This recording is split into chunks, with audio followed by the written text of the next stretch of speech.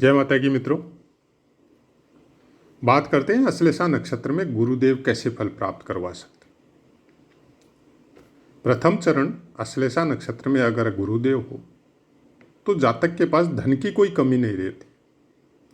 पत्नी और संतान से भी अच्छा सुख प्राप्त होता है। दूसरे चरण में गुरुदेव हो तो जातक को विद्वान, उदार, सत्यवादी बनाती है और संतान भी बहुत अच्छी, और उसी की वजह से अपने जीवन काल में आदमी सब जगह आदर प्राप्त करता है। तीसरे चरण में पत्नी बहुत अच्छी मिलती है और अपने से उच्च कुल में या फाइनेंशियली उच्च बोल सकते हैं आप, इंसान की शादी होती है। चतुर्थ चरण में जातक जमीन जायदाद का स्वामी और सुखी होता है और गवर्नमेंट से कनेक्टेड भी सर्विस प्राप्त कर सकता है और उच्च पद पर जा सकता है। ये थे गुरुदेव अश्लेषा नक्षत्र चारों चरणों का फल जो पुस्तक से प्राप्त होता है। उसके बाद में गुरुदेव के ऊपर, अश्लेषा नक्षत्र में गुरुदेव है चाहे किसी भी चरण में हो, और उसके ऊपर सूर्य की दृष्टि किसी भी लाइन में हो, गवर्नमेंट में हो, एमएनसीज में हो या राजनीति के क्षेत्र में हो, उच्च पद प्रदान करवाती है। चंद्रमा की दृष्टि हो, परिवार से कोई विशेष सुख जातक को प्राप्त होना थोड़ा मुश्किल होता है। मंगल की दृष्टि हो, धन की दृष्टि से और परिवार की दृष्टि से बहुत अच्छा फल प्रदान होता है।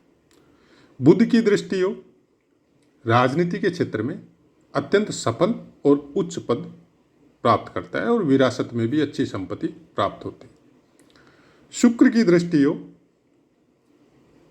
खासकर मेल है तो फीमेल में और फीमेल है तो मेल में लोकप्रिय बनाता है और उनसे लाभ भी प्राप्त होता है। शनि की दृष्टि हो, डिफेंस लाइन में जा सकता है, धन भी प्राप्त होता है और अधिकार भी प्राप्त होता है। तो इस तरह का फल अश्लेषा नक्षत्र में गुरुदेव होने से और उनके ऊपर बाकी ग्रहों की दृष्टियां होने से जो पुस्तक से हमको प्राप्त होते हैं वो हमने आपको बता दी। अब यहाँ पे जैसा कि हमने नियम बना रखा है कि पहले आपको वही बता जाएगा जो पुस्तक में लिखा है और उसके बाद में बाकी की चर्चा हम लोग जो चैनल का मकसद है उसी के अनुसार करेंगे।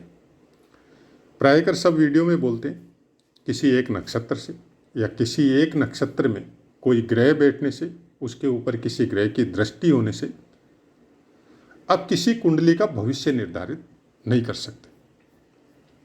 आप उसको नोट कर सकते हैं। आप उसके फलों को जानने के लिए बाकी चीज़ों का सब जगह एक जगह नोटिंग करके रख के फिर उसको सम्मिलित करना पड़ेगा आपको। अब ऐसा तो नहीं है कि आपका अश्लेषा नक्षत्र के दूसरे चरण में या पहले चरण में गुरुदेव है, हो सकता है उनके साथ किसी दूसरे ग्रह की युति भी हो सकती।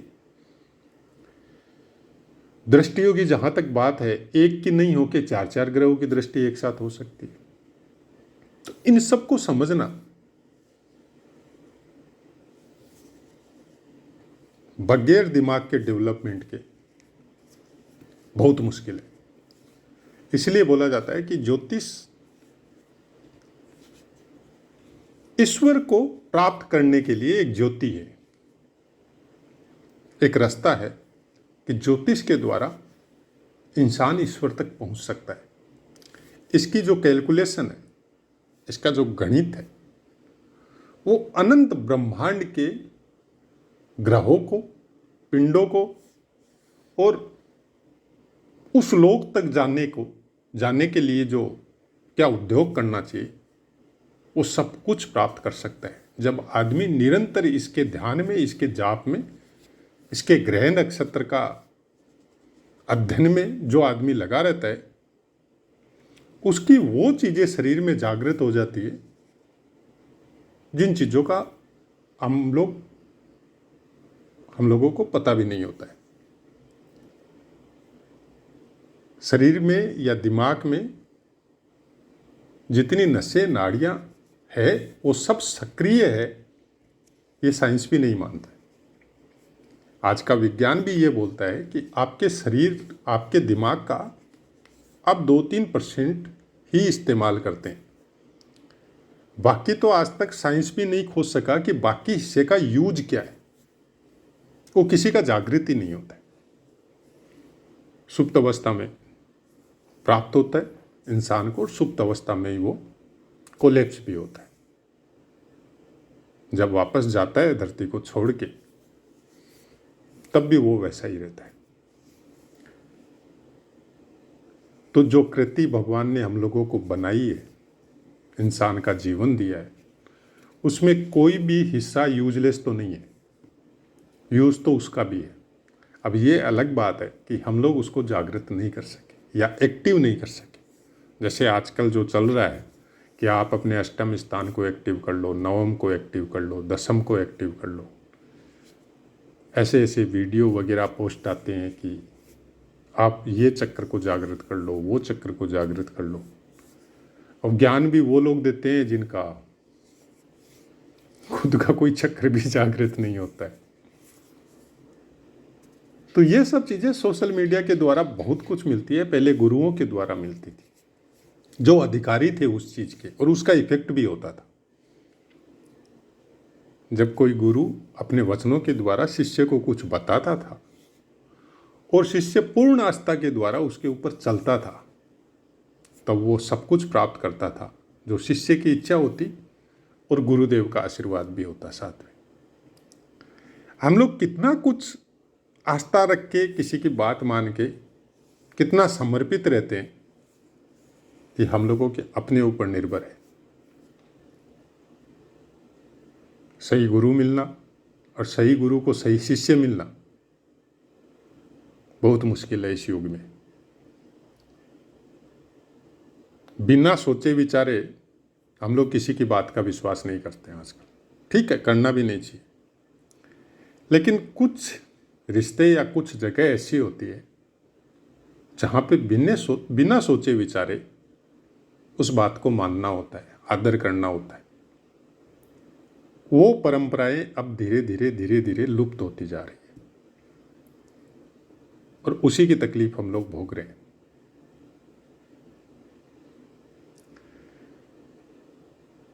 रामचरितमानस में या वाल्मीकि रामायण में प्रसंग आता है, आप और हम सब लोग जानते हैं कि माता सबरी के जूठे बैर भगवान राम ने खाए थे। लेकिन उसके अंदर की कहानी कि मतंग ऋषि की शिष्या थी सबरी, भील जाति से थी, उनके आश्रम में रहती थी। जब मतंग ऋषि का देवलोक गमन हो रहा था, उस समय सबरी माई भी बोली कि प्रभु मेरे को भी गुरुदेव साथ में ले चलो। बोला नहीं, तेरे को भगवान के साक्षात दर्शन करके और उनकी आज्ञा से ही आना है। तेरे मन में जो इच्छा है कि मैं ईश्वर का साक्षात दर्शन करूं, बोलो गुरुदेव को पता था इसके मन में क्या इच्छा है, तो तेरे को कुछ समय इसी धरती पे बिताना है। बोला कब आएंगे? बोला आएंगे। तेरे को तेरे भगवान तेरी भक्ति की वजह से अगर देरी से भी आने वाले होंगे तो तेरी भक्ति की वजह से जल्दी आना पड़ेगा उनको। तुम रोज ये सोच के उठा करो कि आज ही आएंगे, तेरे को तेरे राम जरूर मिलेंगे। सोचिए, पूरा आश्रम उन्होंने सबरी माई को संभला दिया। जो आजकल ये जाति वगैरह की बातें चल रही है, अपने पूर्वजों के शास्त्रों पे कोई यकीन नहीं करता है। वो पूरे आश्रम की मेन गुरु उस समय माता सबरी थी। उनकी जाति के विषय में तो हम कुछ बोलना ही नहीं चाहता है। आप लोग कोई भी जाति निकालो उसको,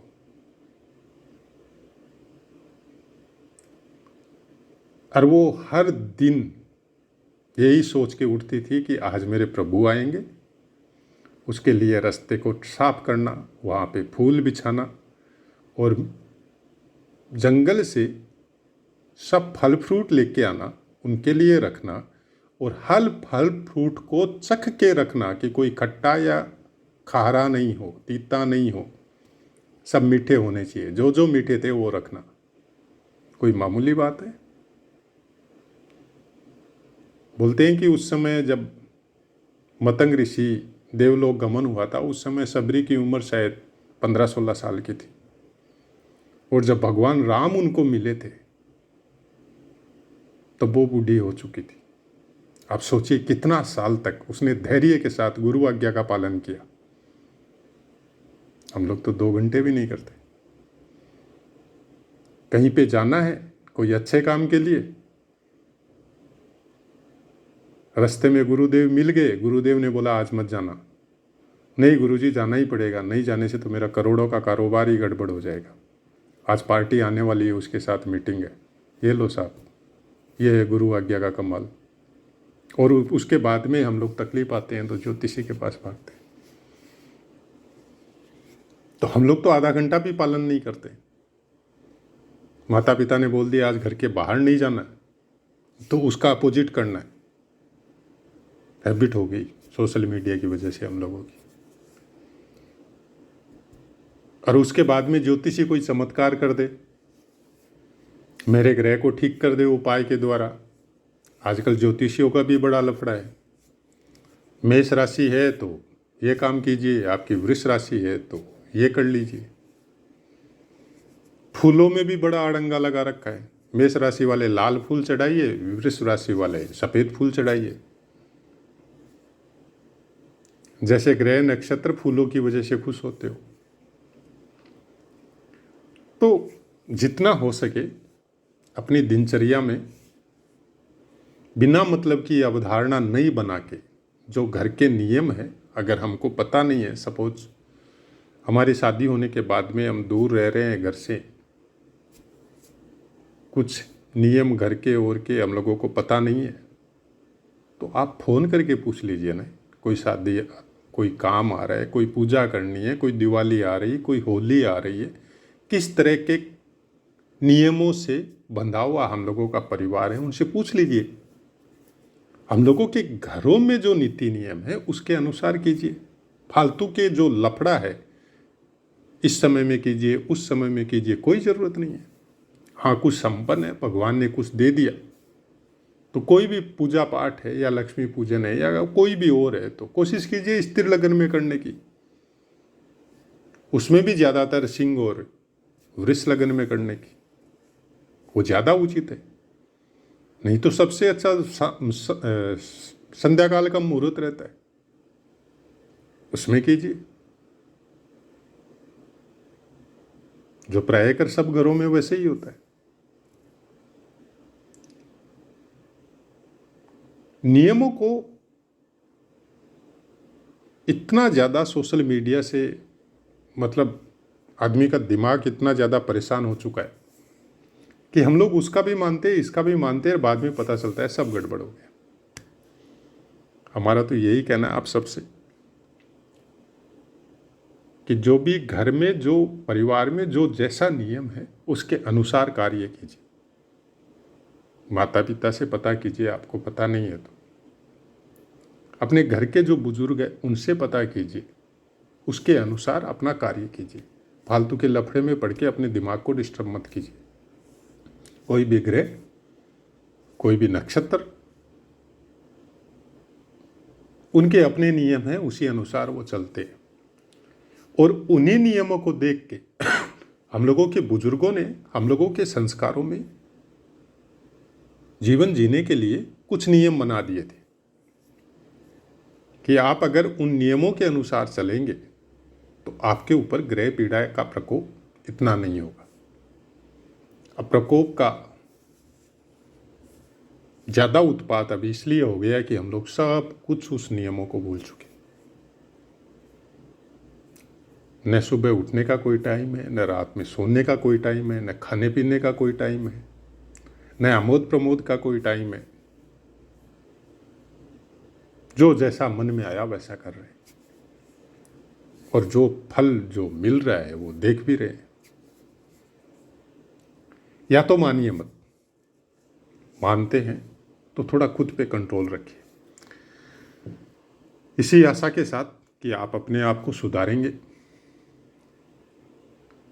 ज्योतिष या कोई ग्रह या कोई नक्षत्र का किसी भी सोशल मीडिया के द्वारा आपको खराब फल बता दिया गया, उससे अपने दिमाग को कुंद नहीं करेंगे, कोई नेगेटिविटी उसके बारे में नहीं सोचेंगे, क्योंकि एक ही जन्म कुंडली से हजारों तरह की कुंडलियां बनती है। एक ग्रह आपका कहीं पे नीच स्थान में बैठा हुआ है, और ऐसे ऐसे भी चैनल हमने देखे हैं कि नीच और ऊंच का इतना बखान कर देते हैं जबकि उसकी कोई मूल्य ही नहीं है। सटबल में आप अगर जाके देखो तो कोई मूल्य ही नहीं है नीच और ऊंच का। उससे तो बहुत ज़्यादा मूल्य आपके दिशा बल का है कि कौन सी दिशा में बैठा हुआ है, कौन से स्थान में बैठा हुआ है।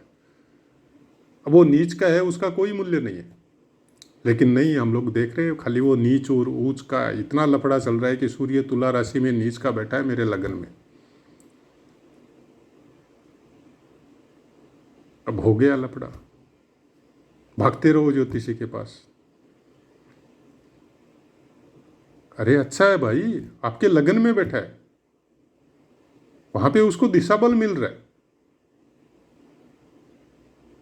वहां पे वो कौन सी अवस्था में बैठा है, नीच में बैठा है, ऊंच में बैठा है, वो तो बाद की चीज है। पहली बात तो वो लगन में ही बैठा है।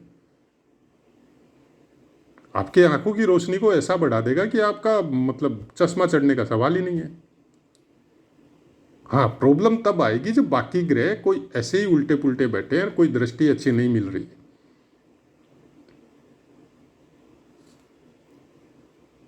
लेकिन नहीं, हम नहीं मानेंगे उस बात को। हम किसको मानते हैं? सोशल मीडिया में सबसे ज़्यादा जो नेगेटिव प्रचार देता है ग्रहों और नक्षत्रों के विषय में, हम लोग उसी को ज़्यादा सुनते हैं। फिर खुद दुखी होते हैं, फिर उससे उपाय खोजते हैं। फिर उपाय के लिए उनका जो पर्सनल, उसके अंदर घुसना पड़ता है, फिर उनका फीस देना पड़ता है। फिर उपाय के लिए वो खुद बताएंगे कैसे क्या करना है, वो करना है। तो वो तो हम लोगों की हैसियत है नहीं, हम लोग किसी से कुछ करवाते नहीं है, फिर वापस उन्हीं को बोलते हैं। तो ये बड़ा जंजाल, जो मतलब क्या बोले अब कुछ समझ में नहीं आता है। इतना ही बोलते हैं, हमारा ऐसा कोई मकसद नहीं है कि आपको डरा के, आपके दिमाग को कुंद करके, आपको ग्रह नक्षत्रों का डर करा के हम अपना कुछ फायदा करें। नहीं, हमारा कोशिश ये है कि ग्रह नक्षत्र जितने भी है अपनी समय के अनुसार वो भ्रमण कर रहे हैं। वो आदिकाल से चल रहे हैं और अनंत काल तक चलते रहेंगे, वो नहीं रुकने वाले। हम लोग भी अनंत काल तक भ्रमण करते रहेंगे। केवल ये जो कपड़ा है, जो शरीर है, वही चेंज होगा। तो उस डर से निकलिए और हर चीज में नेगेटिव देखना बंद कर दीजिए, पॉजिटिव रहिए। कि कुछ विपदा भी आती है, वो भी आपके भले के लिए आती है, आपके विनाश के लिए नहीं आती। विपदा का भी अपना एक अलग मजा है, आदमी सही सोचता है। बहुत से रिश्तों का एक्चुअल कहानी सामने आ जाता है कि जिनके पीछे आप पागल थे, आपके विपदा काल में आपको पता चला कि आपने अपना समय व्यर्थ किया उनके साथ। वो भी आपको शिक्षा देके के जाता है। कोई भी चीज, कोई भी समय कभी खराब नहीं होता है, वो कुछ ना कुछ देख के जाता है आपको। और ग्रह यही समझाने का कोशिश करते हैं, ज्योतिष यही समझाने का कोशिश करता है आपको कि आपकी यात्रा केवल इसलिए पृथ्वी पर नहीं आई है कि आप भोगों का भोग करो। आप भोगों के साथ योग भी करो। और प्रभु का नाम भी लो। जहाँ से हम लोग बिछुड़े हैं, टूट के अलग हुए हैं, उसके साथ वापस जुड़ने की कोशिश करो। जिस दिन एक अंश मात्र भी, थोड़ा सा भी जिस दिन जुड़ गए ना, उसके बाद में ये ग्रह नक्षत्र सब आपकी हेल्प करने लग जाएंगे आपकी यात्रा को और आगे बढ़ाने के लिए। लेकिन अगर भोगों तक ही सीमित रहे तब फिर कुछ नहीं हो सकता। तो ऐसा है मित्रों, पाठ समझ में आया होगा। अपनी वाणी को विराम देते हैं और आपसे आज्ञा लेते हैं। जय माता।